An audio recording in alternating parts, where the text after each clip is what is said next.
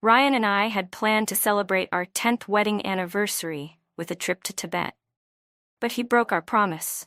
He said it was a crucial moment for the company's official IPO and that he couldn't leave. I understood. I was even about to cancel our hotel reservation in Lhasa. But then, a notification popped up on my phone, confirmation of a successful check-in. Guest, Ryan. Room type, honeymoon suite for Ryan and Jenna. I had always thought Ryan was just a workaholic, someone who lacked romantic instincts only because he was too focused on his career. I never expected that he had already chosen love, just not with me. I stared at the message for half an hour. In front of me was the suitcase I had just retrieved from the car, ready to be placed back into the closet. But on my phone was proof that Ryan had checked into a hotel in Tibet. He had taken his secretary, Jenna, with him. I thought of the message he had sent me just yesterday. Babe, this is an important time for the company's IPO. I can't go to Tibet with you right now. Once the company goes public, I'll make it up to you, okay? I have a business trip for the next few days and I'll be really busy. I might not be able to reply to messages or answer calls. Please don't be mad. I had replied simply, okay, take care of yourself.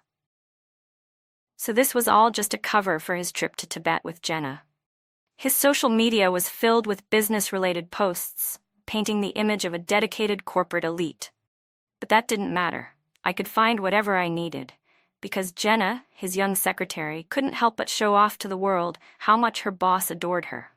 At 1 a.m. she updated her social media. They say that if you confess your love in the place closest to the sky, even the heavens will hear you. Below was a grid of 9 photos. Every single one featured her and Ryan, fingers intertwined beneath the crystal-clear blue sky. The sight of it burned my eyes. I knew those hands too well. Ryan's long, slender fingers and the faint mark on his ring finger where his wedding band had been removed. Friends commented under her post, "Why aren't you showing your boyfriend's face?" Jenna replied, "Because I want him to belong only to me." Every single day after that, she posted updates, from Lhasa to the Corolla Glacier, from Shigatse to Everest Base Camp, from Namtso Lake. I let out a bitter laugh. They were following the itinerary I had meticulously planned for my own trip to Tibet. The vacation I had dreamed of was now theirs to enjoy. On the last day, Jenna made another post. In the presence of the divine, he told me he wants to marry me.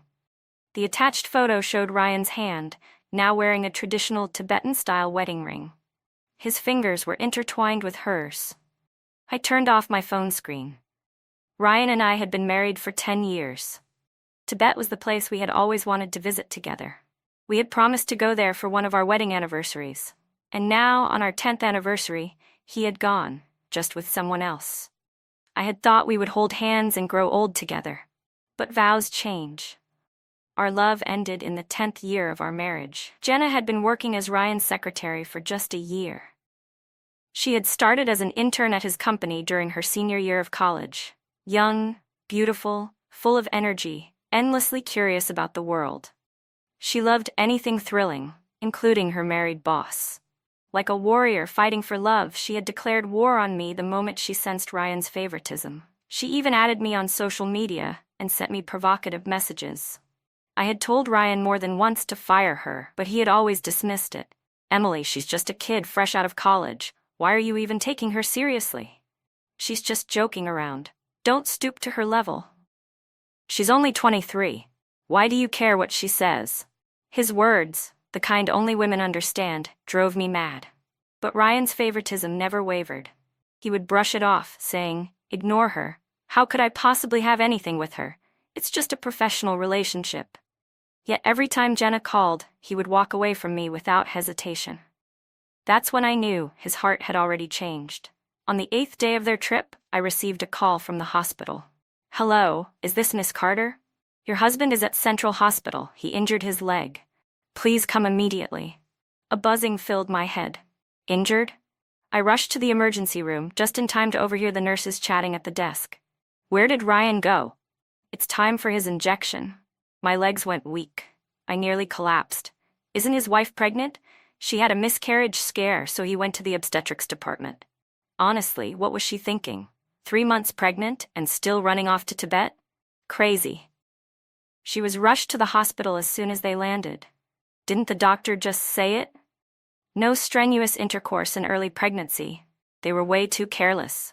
The bleeding? Don't they even know this basic knowledge? They're a loving couple. They probably couldn't hold back. Didn't you hear? They went to Tibet for their honeymoon. An older nurse interrupted their gossip, her voice firm. Enough. They're not a married couple. Patient privacy is none of your business. I called Ryan's wife half an hour ago to inform her. Now keep quiet. Oh my God. So Ryan went to Tibet with another woman and ended up losing the baby? I thought she was his wife. Shh, stop talking. If someone hears, we'll be in trouble. Ryan and I had been married for 10 years.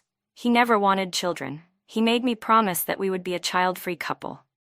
I loved him. So despite pressure from both of our families, I agreed. I lived with him all these years as a child-free couple. But now I had just found out that he was having a child with someone else. So it wasn't that he didn't want kids. He just didn't want them with me. I walked up to the nurse's station. Excuse me, I'm Ryan's family. He injured his leg, right? Where is he? Several nurses exchanged glances, their expressions filled with sympathy. He's in the obstetrics department. His secretary is experiencing signs of a miscarriage. She's in surgery. I turned and walked straight to the obstetrics office. Facing the doctor, I confirmed again. Jenna is 3 months pregnant? The doctor glanced at me and nodded. The ultrasound confirmed she's 12 weeks along. Your friends were really careless, traveling to Tibet while newly pregnant? The altitude sickness must have been awful. You people are way too relaxed about this. But don't worry, they're young. As long as she recovers properly, they can always have another. The doctor's casual words sent a sharp pain through my chest. Her husband just signed the consent form for the surgery, the doctor added. I lowered my gaze to the form. Under relationship to patient, the signature read, Ryan, husband. I walked to the obstetrics waiting area. Ryan was standing outside the operating room. The moment he saw me, he jumped to his feet. I didn't say a word, only looked at him. You went to Tibet? I finally said, with Jenna. His face turned even paler. Panicked, he reached for my hand. Emily, are you mad at me? I didn't mean to keep it from you. It's just, Jenna said she'd never been to Tibet before. Her birthday wish was to visit. Since our trip was already canceled, I figured there was no point wasting the reservations, so I took her instead. I was afraid you'd misunderstand, so I didn't tell you. I pulled my hand away from his grasp. She's 3 months pregnant, isn't she? Ryan quickly tried to explain. Babe, don't overthink this. Listen to me. I pressed my lips together. 3 months. Ryan, the baby is yours, isn't it? I watched as the color drained from his face. His lips trembled. He shook his head. No. I only signed the consent form because she has no family here. As her boss, I had no choice. That's all. Emily, you have to believe me. Nothing happened between us. I stood up. Ryan, do you even believe the words coming out of your own mouth? You know exactly what you did in Tibet. Didn't you promise Jenna you'd marry her? Didn't you vow your love in front of the gods? Then what am I? My voice was cold. Was our 10-year marriage just a joke to you? We need to take a step back and think things through, I said, my tone steady. When you figure out what you want, we can talk again. With that, I turned and walked away without looking back. Behind me, Ryan's voice called out desperately. Emily, Jenna and I are innocent. You can't just accuse me like this. I ignored him. I didn't even look at the nurse's expressions as I walked out. I walked straight out of the hospital. Before I even got home, I received a message from Jenna. So you know everything now, don't you? The baby was Ryan's, and the person he loves is me. He hasn't loved you in a long time. Since that's the case, why don't you just be the one to file for divorce? Ryan is too soft-hearted. He won't ask for one. But can you really stand being cheated on by your own husband? Why put yourself through this? The only reason you're holding on is because of his money, isn't it? If you just get this over with, I can make sure he gives you a bigger share of the assets. He's such a great man. How could someone like you deserve him? A successful man will always want a child. You can't even have kids, and all you do is sit at home like a parasite, doing nothing. How do you even have the face to stand beside him? Tell me, do you really think you deserve the title of Mrs. Carter? I let out a cold laugh. A parasite? Jenna had been with Ryan for too short a time. She didn't know the truth. Ryan's company had been built with my money. The connections and resources that helped him grow were all mine. Even the documents for his company's IPO had been prepared by me. I was the one who lifted him up to this position, and I could just as easily crush him, shattering everything into pieces. The day Ryan was discharged from the hospital, I still went. After all, we were still legally married, and discharge procedures required a family member. As I approached the hospital room, I saw Ryan gently helping Jenna out of bed. "I'll go handle your discharge papers," he said softly. As he supported her, his voice turned impatient. "Did you have any idea how much trouble this miscarriage has caused me? I told you to be careful, but you just had to be reckless. And now, not only is the baby gone, but even Emily found out." Jenna pouted and kissed his cheek. "I know, baby. I messed up. If I had known about your plan earlier, I would have cooperated with you better." Ryan nodded. "The company's IPO is at a critical stage. I can't afford any slip-ups. I still need Emily's help. Stay away from her for now, and don't get too close to me either. Once the company goes public, I'll talk to her about the divorce. For now, just go home. She'll be coming to pick me up soon, and I'll find a way to smooth things over with her. When this is all over, what's stopping us from being together?" Jenna wrapped her arms around him, pressing a kiss to his lips. "My husband, you're so smart and capable. What am I going to do? I can't stand being apart from you for even a second. Hurry up and get this IPO done. I want to marry you right away. Just the thought of you lying in bed next to that woman drives me crazy." The two of them kissed deeply, their voices intimate and sickening. Every sound echoed straight into my ears. I'd been about to push the door open, but I slowly pulled my hand back. Without saying a word, I turned and walked out of the hospital. Taking out my phone, I made a few calls. Withdraw all investments from Ryan's company immediately. Draft a divorce agreement. I'll send over some documents soon. Also, halt all work on the IPO preparation for his company. Effective immediately. My lawyer was efficient. Within no time, the divorce papers were drawn up and delivered straight to Ryan.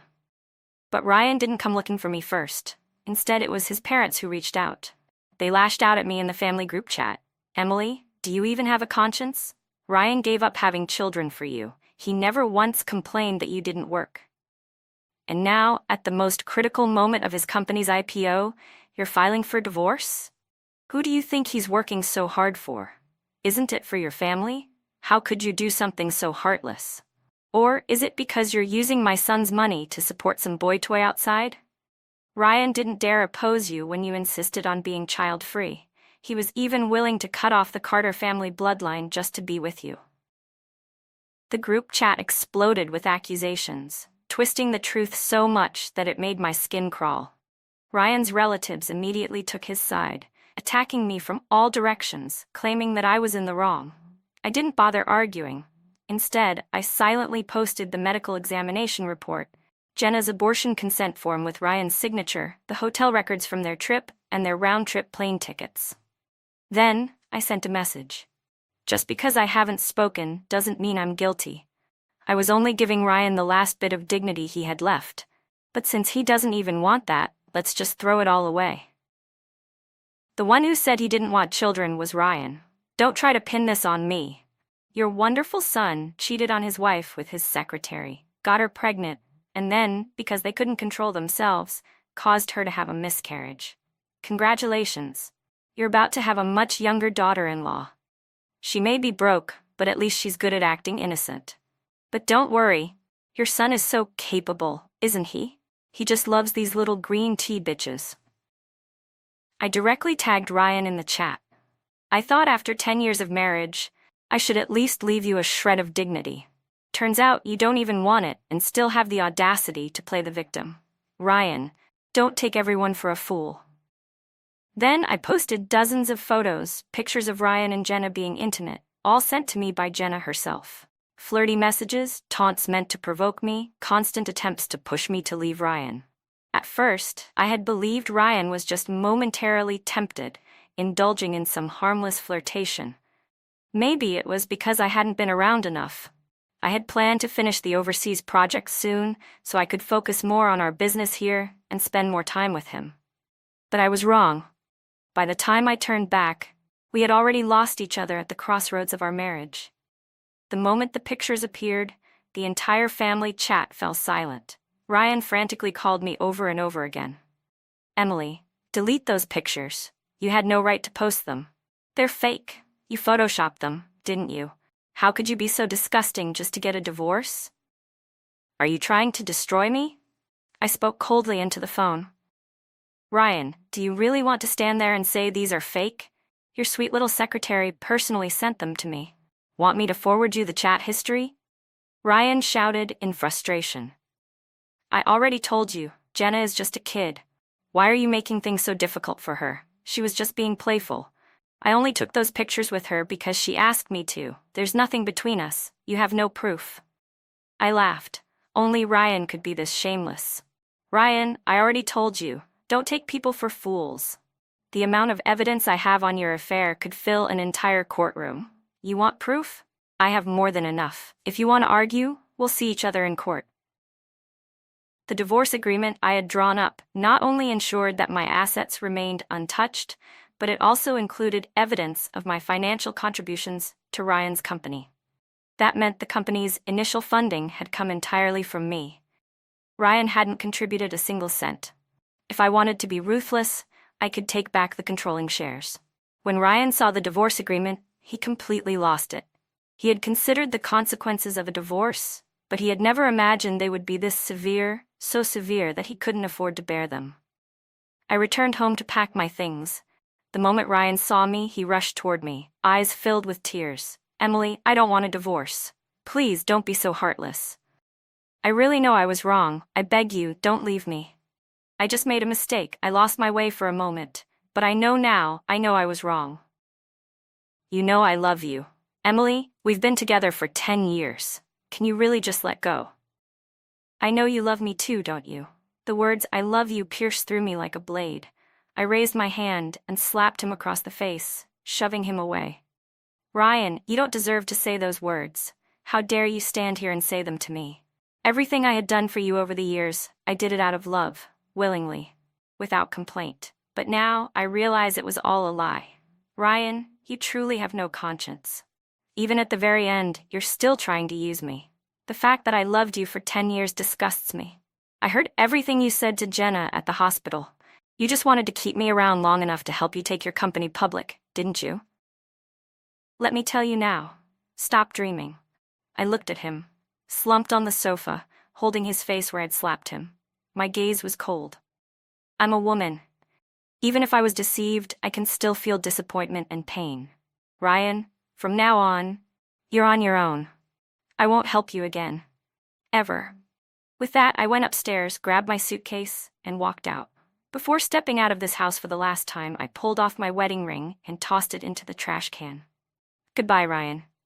I stepped out the door, loaded my suitcase into my car, and just as I was about to leave, I saw a familiar car pull up. Jenna got out, her smug smile growing when she saw me with my luggage. Emily, what's this? Kicked out after a fight with Ryan? She laughed. I told you before, what isn't yours will never be yours. Ryan was always meant to be mine. I looked at her calmly and nodded. Then you'd better hurry up and convince your Ryan to sign the divorce papers. Otherwise, you'll forever be just the mistress. That title doesn't sound too great, does it? Her smile faltered. Mistress? What are you talking about? Ryan and I truly love each other, I chuckled. And yet, you're still not the one with the marriage certificate. Her face twisted with anger. You're the loser here, Emily, can't you see? You're outdated. These days, the one who isn't loved is the real outsider. Who even cares about a marriage certificate anymore? Love is everything. If Ryan really wanted to be with you, why did he take me on a trip instead of spending your wedding anniversary with you? I smiled faintly. Oh, sweetheart. Let me teach you something. When the time comes, you'll see just how important a marriage certificate really is. And that time had already come.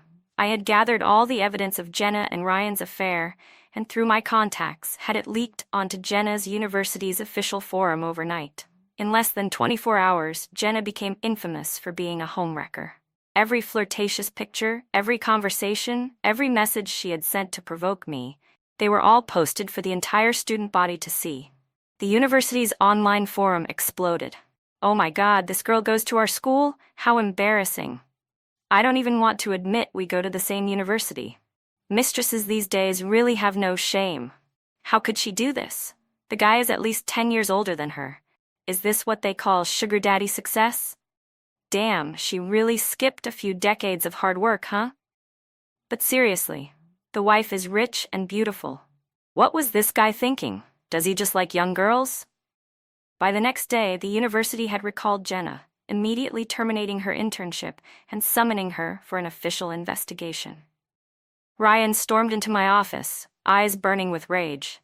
"Emily, I never thought you could be this vicious. Are you trying to destroy Jenna's future?" I met his glare without a hint of emotion. "That's right, just like how she destroyed my marriage." "It's fair, isn't it? Everyone who makes a mistake has to face the consequences. Otherwise, if no one is ever held accountable, what's the point of justice?" I leaned back in my chair and continued. "Besides, Ryan, do you know the best way to settle this mess? Sign the divorce papers. If you publicly announce that our marriage was already broken beyond repair, maybe, just maybe, you can salvage what's left of Jenna's reputation. So, tell me, who do you care more about, Jenna or your money?" Ryan's face twisted in fury. "In your dreams, you still think you can take half of my company?" I tapped my fingers against my desk, my voice calm. "I could have taken all of it. But for the sake of our 10 years together, I only asked for 50%. Ryan, let's be clear. I built your company. If I wanted to, I could leave you with absolutely nothing. And you know I can do it." Ryan hesitated, his confidence cracking for the first time. Just then, Jenna burst into the room and fell to her knees in front of him. "Ryan, please. Can't you stay married to me for my sake? The school is expelling me. What am I supposed to do? I might not even get my diploma." Jenna pleaded desperately, her voice filled with panic. "Help me, Ryan. Sign the divorce papers. I promise I'll make it up to you in the future.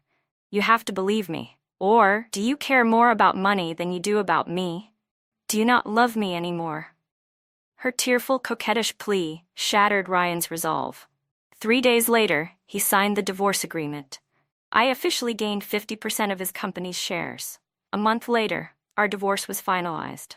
The moment we walked out of the civil affairs office with our divorce papers in hand, Jenna appeared out of nowhere, throwing herself into Ryan's arms with a bouquet of red roses. "Ryan, let's get married," she exclaimed excitedly.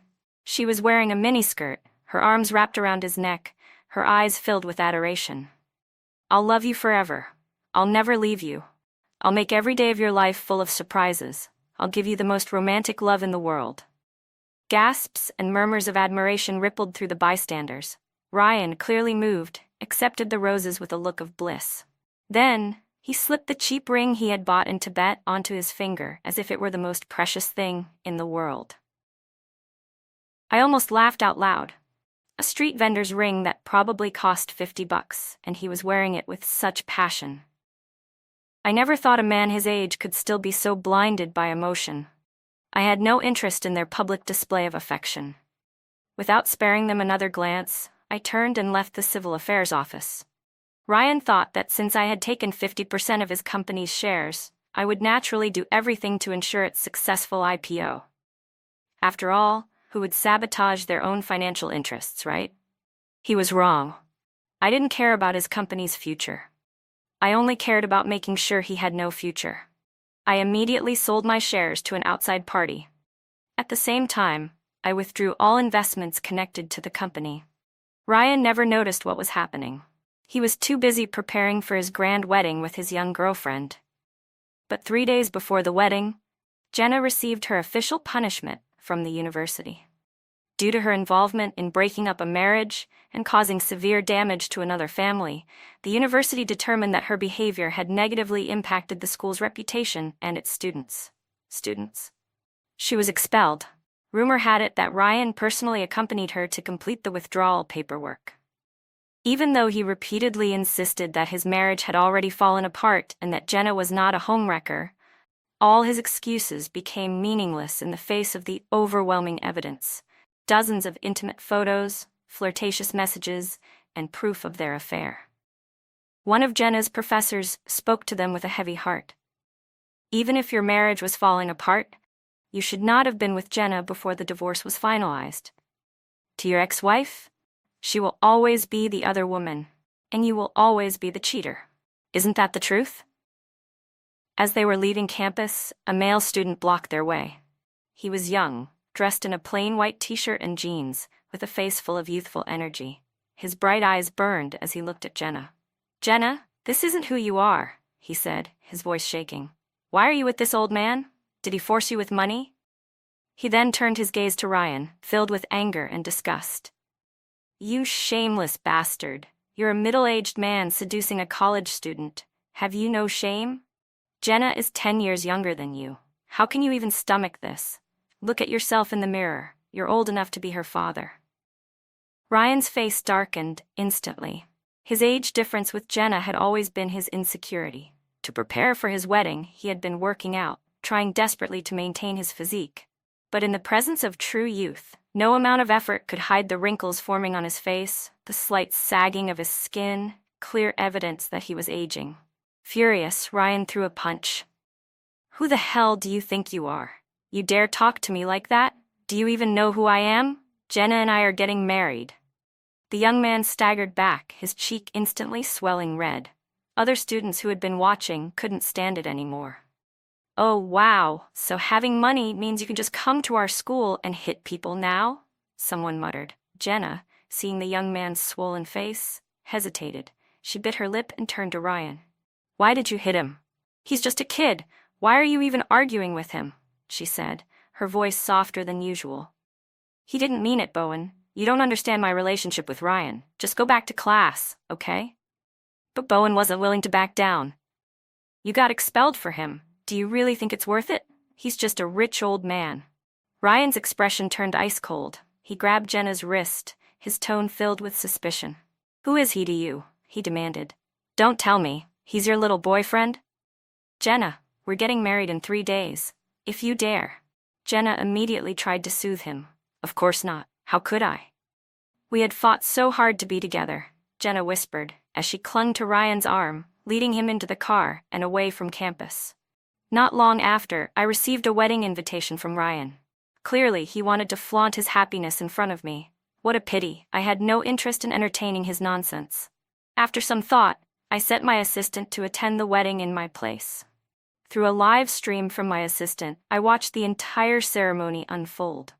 That was when I learned that Ryan's parents never even showed up. Ever since they found out about his affair and our subsequent divorce, they had felt humiliated. And now, the fact that their son was marrying a woman 10 years younger, a girl who had been expelled from school, made them even more ashamed to show their faces in front of relatives and friends. Just days before the wedding, they conveniently joined a travel group and went abroad.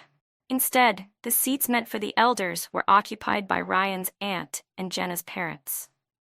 Jenna's parents looked grim the entire time. Who in their right mind would be happy seeing their daughter marry a man who not only ruined her education, but was also 10 years older and had been married before? When Ryan knelt before them to serve tea and called them Mom and Dad, Jenna's mother picked up her cup, her face cold. "Ryan, to be honest, I don't like you as my son-in-law. You're divorced, you're old, and you're the reason Jenna couldn't graduate. But since my daughter insists on marrying you, I have no choice.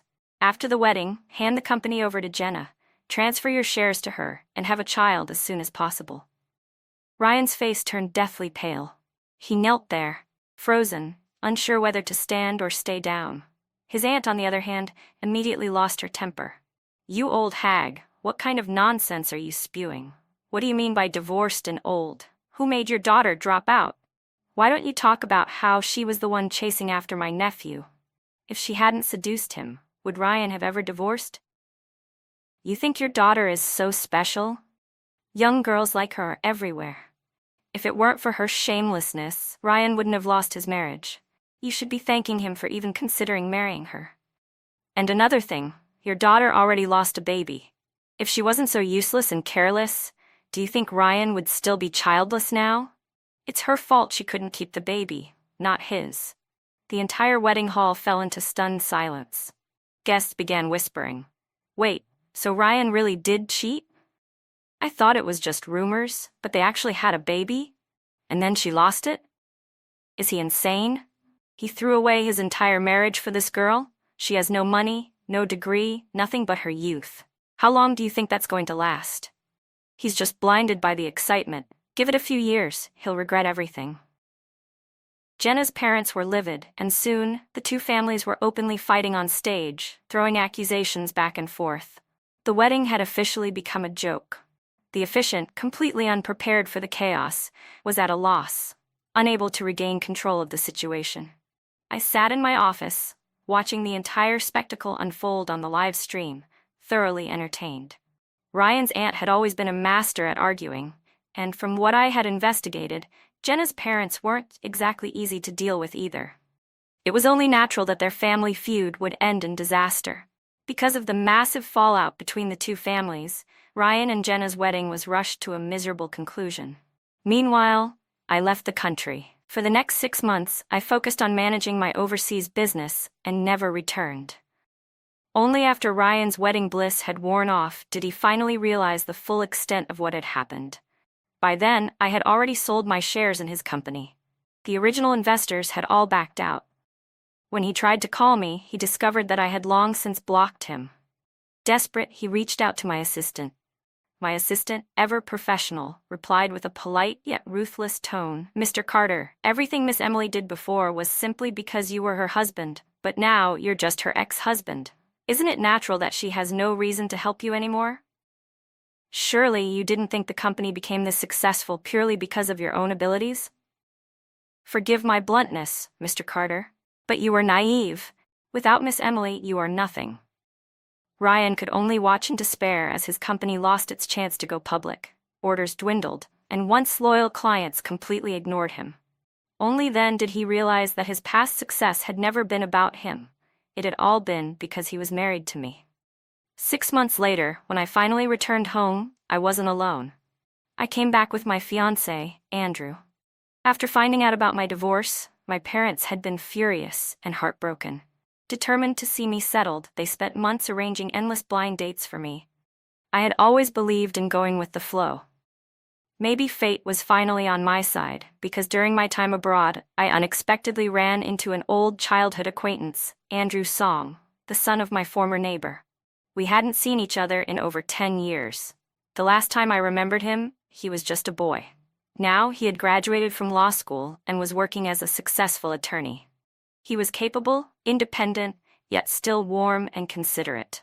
While traveling, he happened to meet my parents, who immediately took a liking to him. Despite the years apart, we fell back into an easy familiarity. Our relationship developed naturally, effortlessly. There was mutual respect, but also an unspoken connection that made everything feel right. I told him about my past. He simply smiled and said, "Then I should thank him for not cherishing you. Otherwise, I wouldn't have had the chance to meet you." I laughed. For the first time, everything that had happened in the past felt like nothing more than a story, one that no longer had any weight in my life. After getting engaged, we returned home. Since both of our careers were based in the country, it made sense to settle here. My parents were finally at ease, holding Andrew's hand as if entrusting their most precious treasure to him. But I never expected that as soon as we landed at the airport, we would run into Ryan and Jenna. They looked exhausted, standing in the middle of the crowded terminal, locked in a heated argument. Jenna was visibly irritated. "For the last time, Bowen is just my junior from school. I was just accompanying him on his graduation trip. It's not like I was doing anything inappropriate." Only then did I notice the young man standing beside her. He was strikingly handsome, radiating youthful energy. Bowen scoffed at Ryan, his tone dripping with mockery. "Old man, why don't you just stay home and rest? What, are you seriously expecting Jenna to stay cooped up at home with you, just because she's pregnant? You're a grown adult, can't you take care of yourself? I was the one who invited Jenna on this trip. She married you, not sold herself to you. Can't she have her own friends? Or are you so insecure that you think the moment she talks to someone else, she'll stop loving you? That's kind of pathetic. Didn't you think you were rich and charming? Come on, man, face reality. Jenna's the kind of girl everyone likes. How are you ever going to keep up? How do you plan to handle all the jealousy?" Ryan snapped. He grabbed Jenna's wrist and yelled, "You're not going. You're pregnant now. You need to stay home and take care of yourself. And what about your parents?" Jenna impatiently yanked her hand away. "Ryan, have you ever thought about this? Why do my parents prefer Bowen over you? Why do they never say a bad word about him?